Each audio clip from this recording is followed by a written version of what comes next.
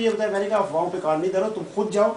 वो गया है, बाकायदा उसका काम हुआ है, बड़ा खुश आया वापस। और मैंने कहा देखे अब खामखा फ़ोन करना यार, ये क्या तुमने रवाज बना रखा है यार किसी के लिए। मैंने कहा मैं किसी के लिए फ़ोन करने के लिए तैयार नहीं हूँ, खुद जाओ अपने काम करवाओ। नहीं, हमारे पास तो इसका देखें अगर लीगल काम है तो वो करेंगे, अगर इलीगल है तो उसकी तो सिफारिश मैं करना ही नहीं चाहता।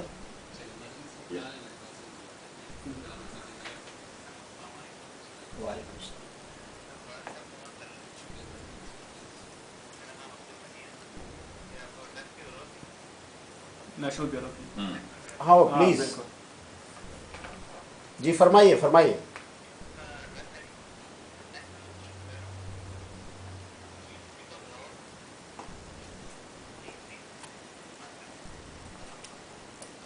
G6 मरकज, ठीक। और उनका फ़ोन नंबर है जी प्लीज़ जी।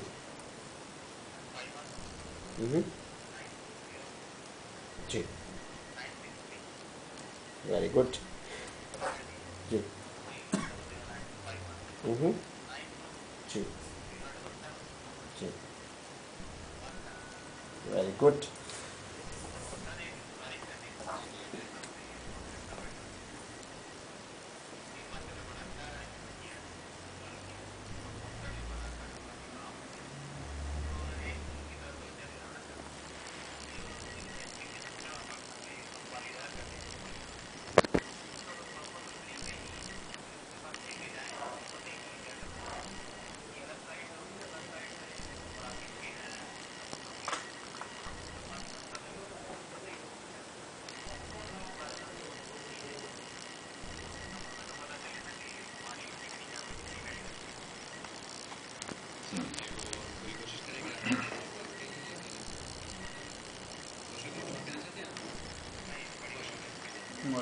Thank you.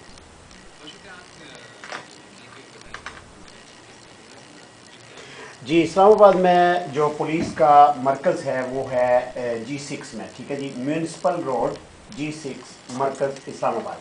लेकिन मेन चीज़ जो उन्होंने बताई है वो है टेलीफोन नंबर जिसके ज़रिए आप मज़ीद इंफॉर्मेशन भी ले सकते हैं, 009251920296 और दूसरा नंबर है 009251920717 और यही तफसीलात जो है इसके मुतालिक और एड्रेस और फ़ोन नंबर आपको वेबसाइट पे हम चढ़ा देंगे, पाकिस्तान की या बाकी जितने भी वेबसाइट्स हैं हमारी यहाँ पे पाकिस्तानियों की, उन सब को हम दे देंगे, पास कर देंगे ताकि सब पे चढ़ दें।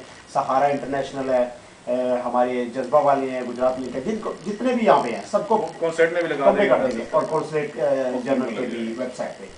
तो बहुत शुक्रिया आपका जो आपने फ़ोन करके हमें इत्तला दी।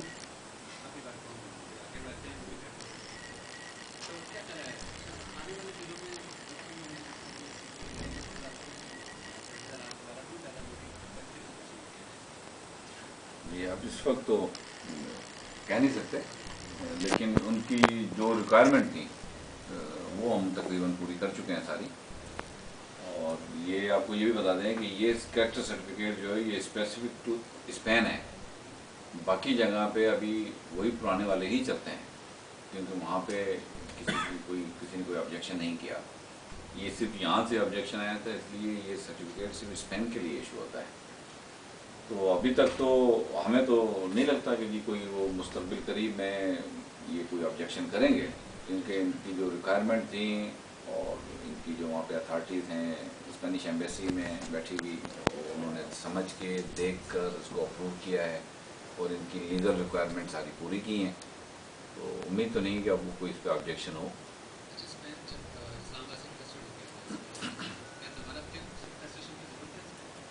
लेकिन दो चीज़ें हैं जो अभी तक हमने पाकिस्तान फॉरेन ऑफिस से अटेस्ट शुदा तो सर्टिफिकेट हमारे पास आए हैं, लेकिन स्पेन एम्बेसी से अटेस्ट होके कोई नहीं देखा मैंने।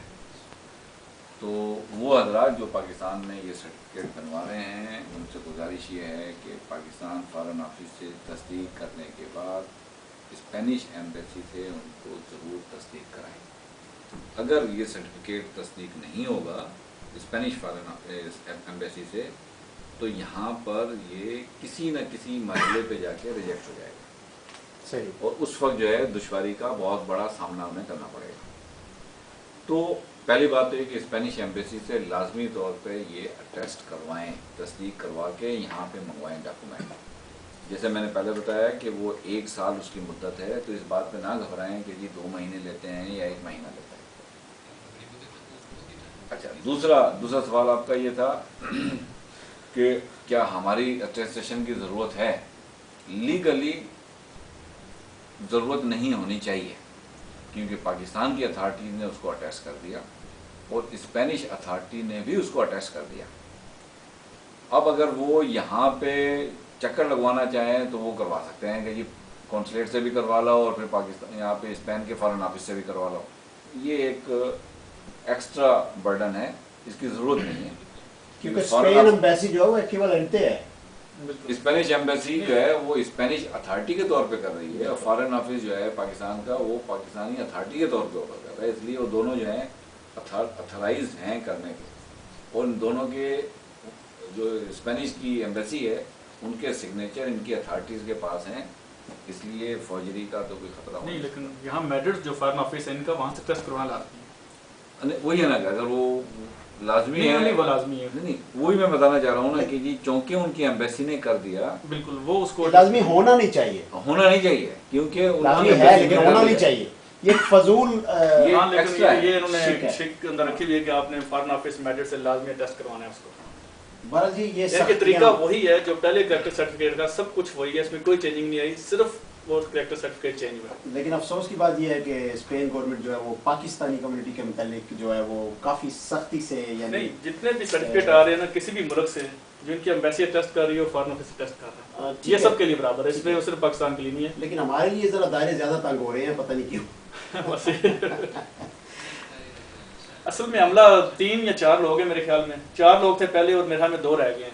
अब उन्होंने एम्बेसी वीज़े भी जारी करने हैं, फैमिलीज़ की भी प्रॉब्लम है, इंक्वायरी भी चेक करनी है और हमारे सिस्टम पर उनको एतमाद भी नहीं रहा, तो 2-3 आदमी जो हैं वो कितना काम करेंगे। फिर ज़ाहिर है एम्बेसी का काम जो है वो, इनके अलावा भी बहुत सारा काम है उनके डिप्लोमेटिक काम जो होते हैं। तो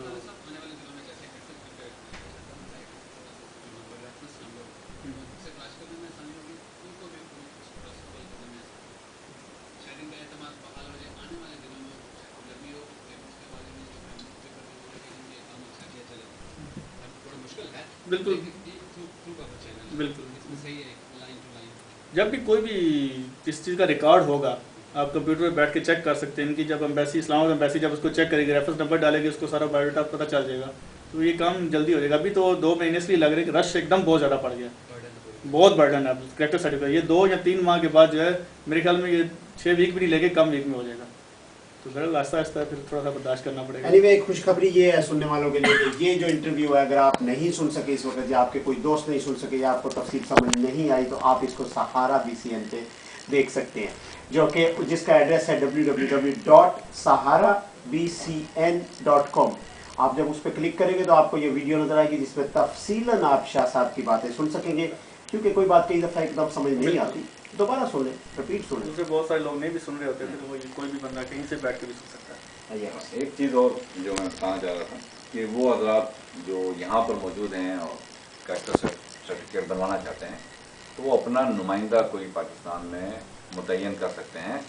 यहाँ से अपने डिस्ट्रिक्ट अफसर के नाम लेटर बनवा के, जो हमारा कॉन्सुलेट बनाता है, वो उसके फ़ोटो के साथ डिटेल के साथ हम पाकिस्तान भिजवा देते हैं। उन आदमी को उनके हवाले कर देते हैं, वो पाकिस्तान भिजवा सकते हैं और वो शख्स उनके बिहाफ पर पाकिस्तान में वो तमाम डॉक्यूमेंटेशन करा सकता है। अच्छा, ये 30 लेटर आप बनाते हैं शाह साहब, कॉन्सुलेट बनाते हैं?